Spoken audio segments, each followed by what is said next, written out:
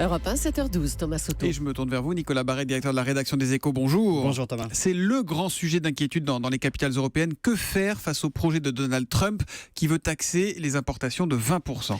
Oui, c'est vraiment le branle-bas de combat dans les capitales, au siège des grands groupes exportateurs européens. On multiplie les réunions de crise car la menace commence à vraiment affoler tout le monde. Le président américain, je le rappelle, veut instaurer ce qu'il appelle une Border Adjustment Tax qui revient à taxer les importations de 20%. Et parallèlement, l'administration Trump prévoit aussi d'aider fiscalement les entreprises qui produisent sur place aux États-Unis, sur le sol américain. Un système qui d'ailleurs, selon les juristes, serait totalement contraire aux règles internationales du commerce. Ça, il s'en moque complètement, Donald Trump. Il s'en fiche complètement. D'ailleurs, il menace de sortir de l'Organisation mondiale du commerce. Et puis, de toute façon, il est prêt à prendre le risque que les États-Unis soient sanctionnés, car il sait très bien que les procédures en la matière prennent des années et finissent toujours par une négociation. En attendant, je peux vous dire que tout le monde s'inquiète, que ce soit dans l'aéronautique, le luxe, l'agroalimentaire. Bercy, d'ailleurs, multiplie les consultations avec les grands groupes français.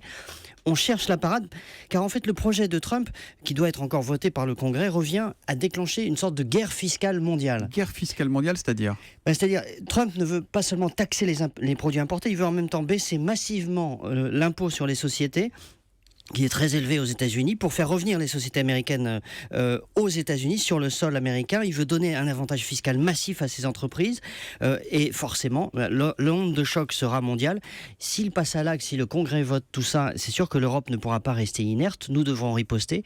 La guerre fiscale, vous savez, c'est comme la guerre tout court. On sait quand ça commence, on ne sait pas comment ça finit et tout le monde s'y prépare en fait. L'édito Écho signé Nicolas Barret. Merci Nicolas, à demain.